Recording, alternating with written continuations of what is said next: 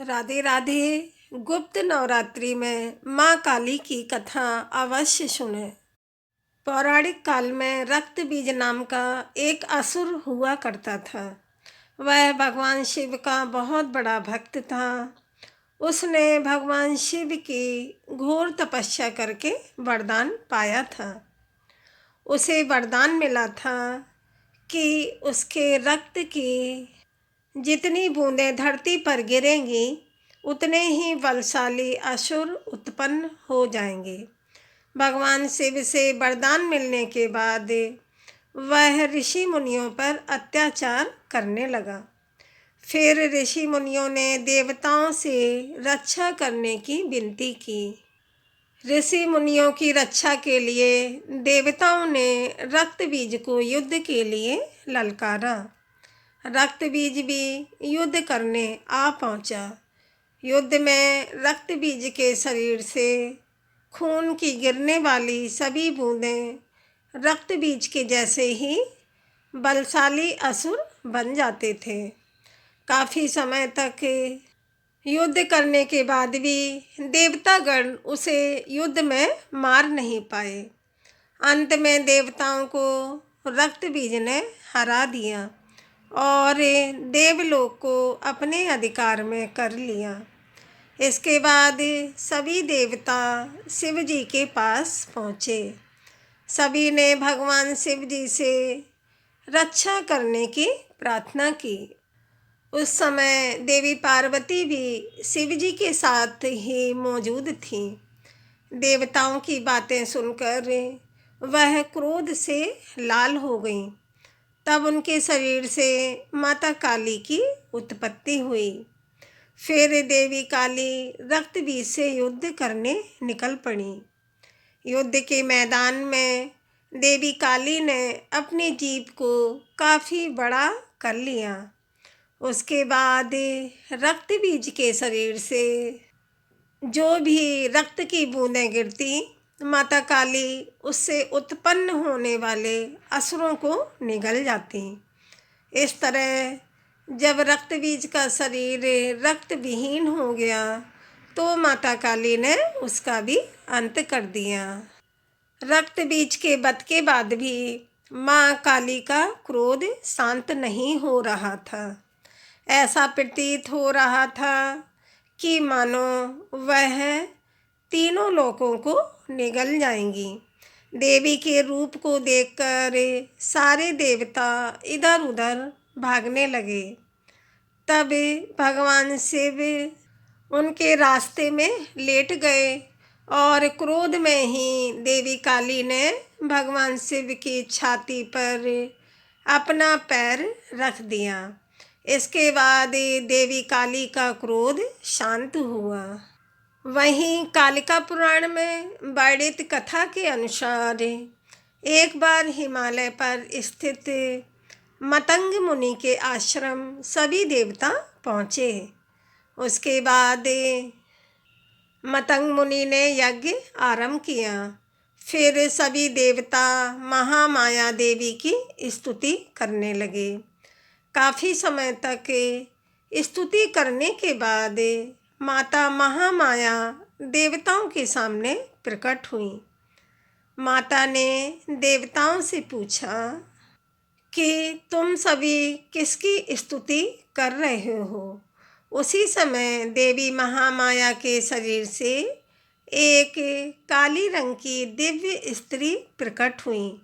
उस दिव्य स्त्री ने देवी महामाया से कहा, ये सभी मेरी ही स्तुति कर रहे हैं। वही देवी महाकाली के नाम से जानी जाती हैं। बोलो जय काली मैया की जय। दूसरी कथा माँ काली की दुर्गा सप्तशती के अनुसार।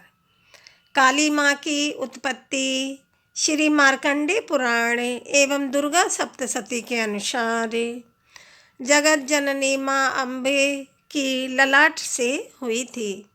कथा के अनुसार शुंभ निशुंभ दैत्यों के आतंक का प्रकोप इस कदर बढ़ चुका था कि उन्होंने अपने बल, छल एवं महाबली असुरों द्वारा देवराज इंद्र सहित अन्य समस्त देवतागणों को निष्कासित करके स्वयं उनके स्थान पर आकर उन्हें प्राण रक्षा हेतु भटकने के लिए छोड़ दिया।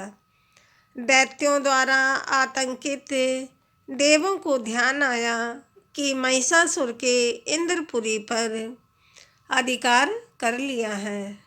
तब माँ दुर्गा ने ही उनकी मदद की थी। तब वे सभी दुर्गा माँ का आह्वान करने लगे और आवाहन करने के बाद उनके इस प्रकार आवाहन से माँ देवी प्रकट हुई एवं शुंभ निशुंभ के अति शक्तिशाली असुर चंड तथा मुंड दोनों का एक घमासान युद्ध में नाश कर दिया। चंड मुंड के इस प्रकार मारे जाने एवं अपनी बहुत सारी सेना का संहार होने पर दैत्यराज शुंभ ने अत्यधिक क्रोध होकर अपनी संपूर्ण सेना को युद्ध में जाने की आज्ञा दी तथा कहा कि आज 86 युद्ध नामक दैत्य सेनापति एवं कंबु दैत्य के 84 सेना नायक अपनी वाहिनी से घिरे युद्ध के लिए प्रस्थान करें। कोटिवीर कुल के 50, धौम्र कुल के 100 असुर सेनापति मेरे आदेश पर सेना एवं कालक दोहर्द मौर्य व कालकेय असुरों सहित युद्ध के लिए कूच करें। अत्यंत क्रूर दुष्टाचारी असुर राज शुंभ अपने साथ सहस्त्र असुरों वाली महासेना लेकर चल पड़ा। उसकी भयानक दैत्य सेना को युद्ध स्थल में आता देखकर देवी ने अपने धनुष से ऐसी टंकार दी कि उसकी आवाज़ से आकाश व समस्त पृथ्वी गूंज उठी। पहाड़ों में दरारें पड़ गईं। देवी के सिंह ने भी दहाड़ना प्रारंभ कर दिया। फिर माँ जगदम्बिका ने घंटे के स्वर से उस आवाज़ को और दुगना बढ़ा दिया। धनुष सिंह एवं घंटे की ध्वनि से समस्त दिशाएं गूंज उठीं। भयंकर नाद को सुनकर असुर सेना ने देवी के सिंह को और माँ काली को चारों ओर से घेर लिया। तदंतर असुरों के संहार एवं देवगणों के कष्ट निवारण हेतु परमपिता ब्रह्मा जी, भगवान विष्णु, भगवान महेश, भगवान कार्तिकेय और इंद्रादि देवताओं की शक्तियों ने रूप धारण कर लिए एवं समस्त देवों के शरीर से अनंत शक्तियाँ निकलकर अपने पराक्रम एवं बल के साथ माँ दुर्गा के पास पहुँची। तत्पश्चात समस्त शक्तियों से घिरे शिव जी ने देवी जगदम्बा से कहा, मेरी प्रसन्नता हेतु तुम इस समस्त दानव दलों का सर्वनाश करो। तब देवी चंडिका ने माँ जगदम्बा के शरीर से भयानक उग्र रूप धारण किए माँ चंडिका देवी शक्ति के रूप में प्रकट हुई। उनके स्वर में सैकड़ों गीदड़ों की भांति आवाज़ आती थी। असुरराज शुंभ निशुंभ क्रोध से भर उठे। वे देवी कात्यायनी की ओर युद्ध हेतु बढ़े। अत्यंत क्रोध में चूर उन्होंने देवी पर बाण, शक्ति, शूल, फरसा, रेसी आदि अस्त्रों शस्त्रों द्वारा प्रहार प्रारंभ किया।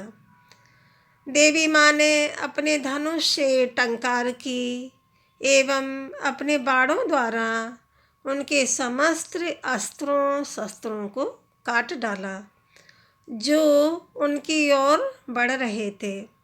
माँ काली फिर उनके आगे आगे शत्रुओं को अपने शूल आदि के प्रहार द्वारा विदीर्ण करती हुई व खटवांग से कुचलती हुई समस्त युद्ध भूमि में विचरने लगी।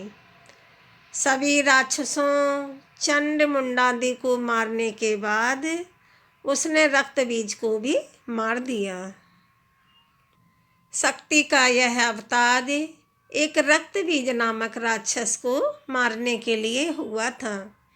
फिर शुंभ निशुंभ का वध करने के बाद भी जब माँ काली का गुस्सा शांत नहीं हुआ, तब उनके गुस्से को शांत करने के लिए भगवान शिव उनके रास्ते में लेट गए और माँ काली का पैर उनके सीने पर पड़ गया। शिव जी पर पैर रखते ही माँ काली का क्रोध शांत हो गया। रक्तबीज का वध ब्रह्मा जी के शरीर से ब्राह्मी, विष्णु जी से वैष्णवी, महेश जी से महेश्वरी और अंबिका से चंडिका प्रकट हुई। पल भर में सारा आकाश असंख्य देवियों से आच्छादित हो उठा। ब्राह्मणी ने अपने कमंडल से जल छिड़का, जिससे राक्षस तेजहीन होने लगे। वैष्णवी अपने चक्र, महेश्वरी अपने त्रिशूल से, इंद्राणी अपने वज्र से और सभी देवियां अपने अपने आयुधों से आक्रमण कर रही थीं। राक्षस सेना भागने लगी। तब रक्तबीज ने राक्षसों को धिक्कारा कि वे स्त्रियों से डरकर भाग रहे हैं। रक्तबीज हमला करने आया तो इंद्राणी ने उस पर शक्ति चलाई, जिससे उसका सर कट गया और रक्त भूमि पर गिर गया। किंतु पूर्व वरदान के प्रभाव से उस रक्त से फिर एक रक्तबीज उठ खड़ा हुआ और अट्टहास करने लगा। जैसे ही शक्तियाँ उसे मारती, उसके रक्त से और असुर उठ खड़े होते। जल्दी ही असंख्य रक्तबीज सब और दिखने लगे। माँ चंडिका ने श्री काली से कहा कि इसका रक्त भूमि से गिरने पर रोकना होगा, क्योंकि अगर भूमि पर इसका रक्त गिरेगा तो काफ़ी दानव पैदा हो जाएंगे, जिससे और रक्तबीज ना जन्मे। माँ काली ने कहा कि आप सब इन्हें मारें, मैं एक बूंद रक्त भी भूमि पर नहीं पड़ने दूंगी। और ऐसा ही हुआ। जल्दी ही सारे रक्तबीज युद्ध में, जितने नए नए रक्तबीज थे, वो सारे युद्ध में मारे गए। तब रक्तबीज समझ गया कि काली उसे पुनः जीवित नहीं होने दे रही है, तो वह चंडिका को मारने दौड़ा। तब चंडिका ने उसे मार दिया और माँ काली ने रक्त को भूमि पर नहीं गिरने दिया। देवता लोग माँ चंडिका की जय जयकार करने लगे, माँ काली की जय जयकार करने लगे। बोलो देवी मैया की जय। वीडियो को लाइक, शेयर, सब्सक्राइब करें। जय माता दी।